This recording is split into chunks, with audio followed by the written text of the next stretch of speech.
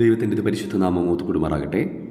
വേദപുസ്തകം ഒരു വർഷം കൊണ്ട് വായിച്ചു നിൽക്കുന്ന ശുശ്രൂഷയാണിത്.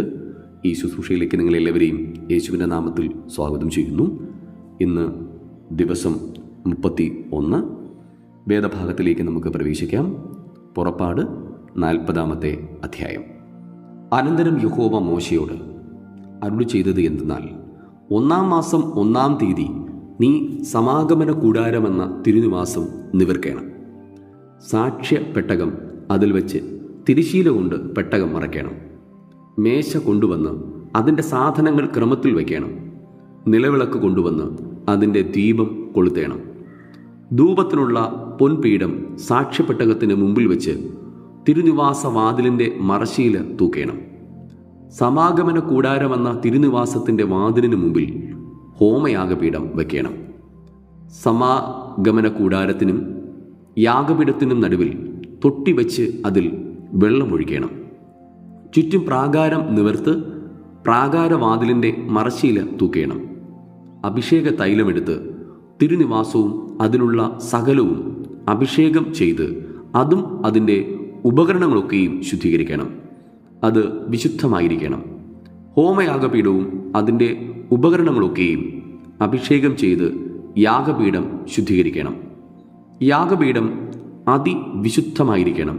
തൊട്ടിയും അതിൻ്റെ കാലും അഭിഷേകം ചെയ്ത് ശുദ്ധീകരിക്കണം. അഹരോനെയും പുത്രന്മാരെയും സമാഗമന കൂടാരത്തിൻ്റെ വാതിൽക്കൽ കൊണ്ടുവന്ന് അവരെ വെള്ളം കൊണ്ട് കഴുകണം. അഹരോനെ വിശുദ്ധ വസ്ത്രം ധരിപ്പിച്ച് എനിക്ക് പുരോഹിത ശുശ്രൂഷ ചെയ്യേണ്ടതിന് അവനെ അഭിഷേകം ചെയ്ത് ശുദ്ധീകരിക്കണം. അവൻ്റെ പുത്രന്മാരെ വരുത്തി അങ്കി ധരിപ്പിച്ച് എനിക്ക് പുരോഹിത ശുശ്രൂഷ ചെയ്യേണ്ടതിന് അവരുടെ അപ്പനെ അഭിഷേകം ചെയ്തതുപോലെ അവരെയും അഭിഷേകം ചെയ്യണം. അവരുടെ അഭിഷേകം ഹേതുവായി അവർക്ക് തലമുറ തലമുറയോളം നിത്യ പൗരോഹിത്യം ഉണ്ടായിരിക്കണം. മോശെ അങ്ങനെ ചെയ്തു. യഹോവ തന്നോട് കൽപ്പിച്ചതുപോലെ ഒക്കെയും അവൻ ചെയ്തു. ഇങ്ങനെ 2-ാം സംവത്സരം 1-ാം മാസം 1-ാം തീയതി തിരുനിവാസം നിവർത്തു. മോശെ തിരുനിവാസം നിവർക്കുകയും അതിൻ്റെ ചുവട് ഉറപ്പിക്കുകയും പലക നിർത്തുകയും അന്താഴം ചെലുത്തുകയും തൂൺ നാട്ടുകയും ചെയ്തു.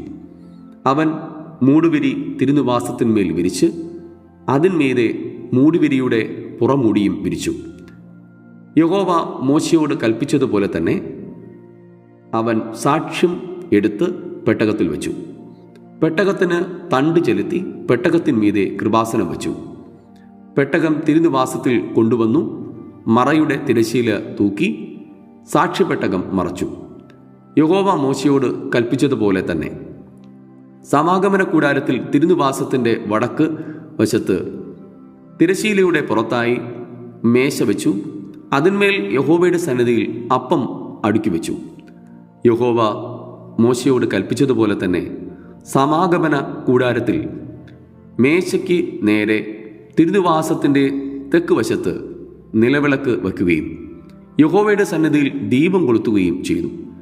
യഹോവ മോശയോട് കൽപ്പിച്ചതുപോലെ തന്നെ സമാഗമന കൂടാരത്തിൽ തിരശ്ശീലയുടെ മുൻവശത്ത് പൊന്നുകൊണ്ടുള്ള ധൂപപീഠം വയ്ക്കുകയും അതിന്മേൽ സുഗന്ധ ധൂപവർഗം ധൂപിക്കുകയും ചെയ്തു.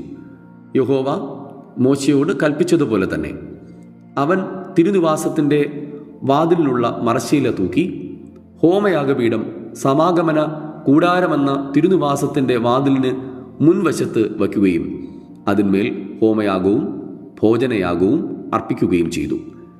യഹോവ മോശയോട് കൽപ്പിച്ചതുപോലെ തന്നെ സമാഗമന കൂടാരത്തിനും യാഗപീഠത്തിനും നടുവിൽ അവൻ തൊട്ടിവെക്കുകയും കഴുകേണ്ടതിന് അതിൽ വെള്ളമൊഴിക്കുകയും ചെയ്തു. മോശയും അഹരോനും അവൻ്റെ പുത്രന്മാരും അതിൽ കൈയും കാലും കഴുകി അവർ സമാഗമന കൂടാരത്തിൽ കടക്കുമ്പോഴും യാഗപീഠത്തിങ്കൽ ചെല്ലുമ്പോഴും കൈകാലുകൾ കഴുകും. യഹോവ മോശയോട് കൽപ്പിച്ചതുപോലെ തന്നെ അവൻ തിരുനിവാസത്തിനും യാഗപീഠത്തിനും ചുറ്റും പ്രാകാരം നിർത്തി പ്രാകാര വാതിലിൻ്റെ മറശ്ശീല തൂക്കി. ഇങ്ങനെ മോശെ പ്രവൃത്തി സമാപിച്ചു. അപ്പോൾ മേഘം സമാഗമന കൂടാരത്തെ മൂടി. യഹോവയുടെ തേജസ് തിരുനിവാസത്തെ നിറച്ചു. മേഘം സമാഗമന കൂടാരത്തിന്മേൽ അധിവസിക്കുകയും യഹോവയുടെ തേജസ് തിരുനിവാസത്തെ നിറയ്ക്കുകയും ചെയ്തതുകൊണ്ട് മോശയ്ക്ക് അകത്ത് കടപ്പാൻ കഴിഞ്ഞില്ല. ഇസ്രായേൽ മക്കൾ തങ്ങളുടെ സകല പ്രയാണങ്ങളിലും മേഘം തിരുനിവാസത്തിന്മേൽ നിന്ന് ഉയരുമ്പോൾ യാത്ര പുറപ്പെടും. മേഘം ഉയരാതിരുന്നാൽ അത് ഉയരും നാൾ വരെ അവർ യാത്ര പുറപ്പെടാതിരിക്കും.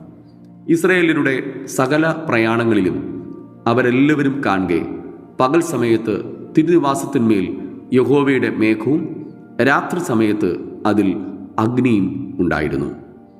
ഇന്നത്തെ വേദഭാഗം ഇവിടെ വായിച്ചവസാനിക്കുന്നു.